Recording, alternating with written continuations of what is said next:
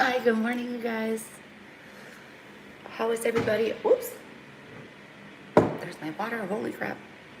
That's moving all by itself. All right, let's do this. I'm so excited today to talk to you guys about our meditation challenge, day 2 of our meditation challenge. I'm live both on my YouTube channel, Spiritual Awakening Babe, and also in our Facebook group, Your Spiritual Awakening Community. And today I want to talk to you guys about healing your DNA with meditation. This is all part of our challenge. I'm going to record this on the podcast. So let me know when you're here live, or if you're watching the replay, do everybody in this world a favor and just comment saying, I'm watching the replay. It helps keep it bumped up in our group. And it also helps the algorithm on YouTube, I'm assuming, right?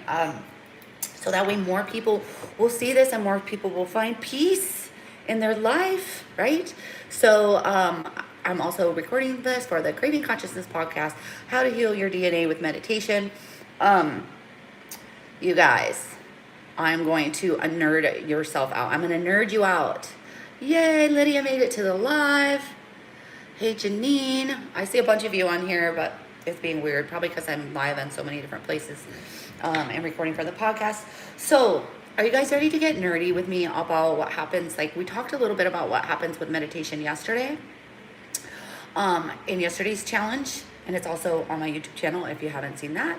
But today, I kind of want to describe to you what happens to your cells and kind of explain to you biologically what goes down, right? So when we're talking about our cells, like they all have like chemicals and stuff, and like I can only describe it to you in layman's terms because that's the only way I could perceive it myself.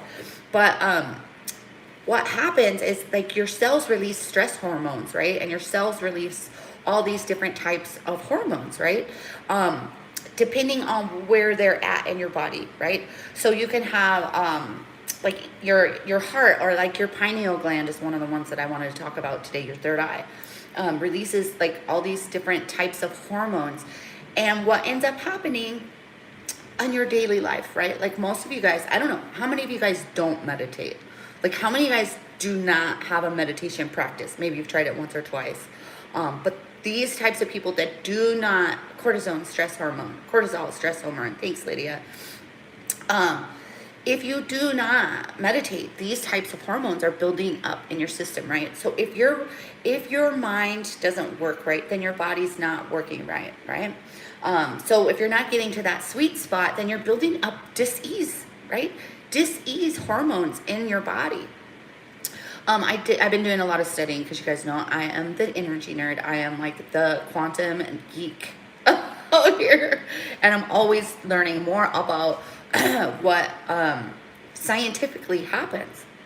And so when we're talking about healing your DNA, I think it perks up a lot of people because there's people out there that are actually DNA healers, people out there that actually have a spiritual modality to heal your DNA, right? Or to bring more strands together.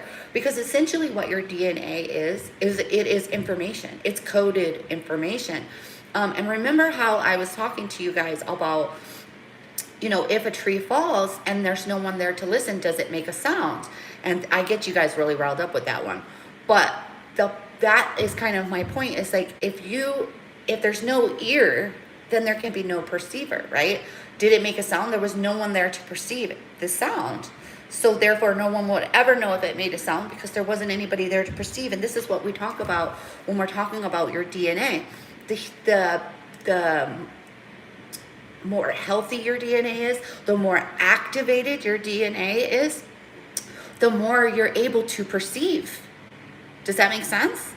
And the healthier you are, there's studies, like I've read lots of these books, you guys, medical intuitive books, and also, just the actual quantum, the whole physics thing. So what happens is when we meditate, we're opening up these light codes, right? We're opening up these light codes. And the only way we could do that is not putting our focus outside of ourselves is to be spending more time in the quantum field, spending more time in that where the divine, all that is, right? The divine information, the I can't even spit the words out of my mouth today. But when you do that, it like activates those cells and it heals that stress hormone. It does so much. We had Deanne Jensen in here before. She's one of my awesome spiritual peer coaches, I guess, if you will. And she really talked about like the science behind and all the chemicals and how meditation can actually heal your stress. But my point was, let me back up a minute, about reading all these books. That was one of the things they were explaining is, so you know how we have our mental health, our physical health, and all of the aspects of health, right? They were basically saying that your spiritual health is almost the most important, because when we dive into these meditations and we peel away the layers of illusion, right? And I'll talk more about the pineal gland in a minute, but when we do that, it heals our entire system without going through the motions of some of these other things, right? Like a lot of the studies that are out there about people that do that visualization, like they don't shoot the baskets, instead they imagine shooting the baskets. This is and then they end up doing better in the study than the people that physically went out there and did do the baskets, right? A percentage of them did better just by doing the visualization instead of the physical. So this is the whole point of like how meditation will heal your body without you like going out and running, right? Am I saying don't exercise? No, but what I'm saying is look how freaking powerful this is. What I was also going to say is the frequency of your mind, right? When we start measuring the frequency of your thoughts and your mind, when you're not in a grounded space, when you haven't, and we're talking neural pathways here too, because if you don't have a meditation practice, then your mind's frequency is probably just going all over. So it's sending out mixed messages to the universe. So even if you're trying to use the law of attraction, if the frequency of your mind is all over the place, then you're not only sending mixed messages out to the world, you're sending mixed messages to all the cells in your body, and so they're not operating right. I also had a girl, Kate Bayo. Where is she? I haven't seen her around for a while, but she was like a human efficiency expert, and it's this kind of wraps around it, because the more that your mind's frequency goes up and down, right? We're talking science instead of like the sporadic frequency. The more the healthier your cells are, and the more you're able to perceive. And we're talking dimensions here, folks, right? So if you're into intuition and mediumship development, getting to this quiet spot is what is going to help you have more mystical experiences too, right? Because you're able to perceive your growing ears. Remember, we talked about if no one's there to hear the tree, right? So there's so much going on and around your body and in this cosmos that you're just completely not able to perceive whatsoever, right? Let's get a little deeper here, right? So you're not even able to perceive these things, and somebody is. I love to like blow your guys' mind, right? Because if I know this, then somebody else knows this, right? And the best place for you guys to be is in this quiet spot, so that you're not like freaking the fuck out right now, right? But it also will help you connect to source energy and be able to feel completely supported. Because like I said yesterday, meditation is just like plugging in your cell phone. If you don't plug it in, or if you don't reboot it, then it's not receiving its upgrades. I mean, we can just even talk about your cell phone as yourself, right? You're not getting downloads, you're not getting upgrades if you're not tapping into this. So how do you heal your DNA with meditation? You get to that quiet spot. And how did you guys do yesterday when I gave you all the assignment to do the open eyes technique, and I gave you all the assignment to just do that breathing in and breathing out technique? How did that go for you guys? I really want to know. So how often should you be meditating? You guys, You should be meditating at least 15 minutes, 5 days a week, right? At least. Really, honestly, there's that little Buddhist guy out of there. So, oh, good, somebody's talking to me. I meditate every night before bed and every morning, and I have been doing, and there, your comment went away, but, oh, there she goes.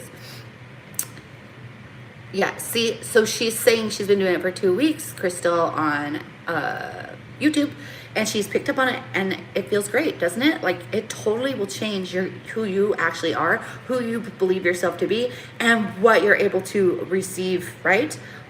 Frequency and information. And so when we get into the quiet spot, right? And so I'm saying 15 minutes a day, 5 days a week. There's a little Buddhist guy out there, that little meme that says you should meditate for 20 minutes a day. Unless you don't have time, then you need to meditate for an hour. Because it's so true. You can put that behind you. And honestly, I feel like meditation is like the most important exercise that you can do every day, because it helps you tap in. And once you start tapping in, you're starting to start receiving more knowledge. Well, I wrote myself a note. That's right.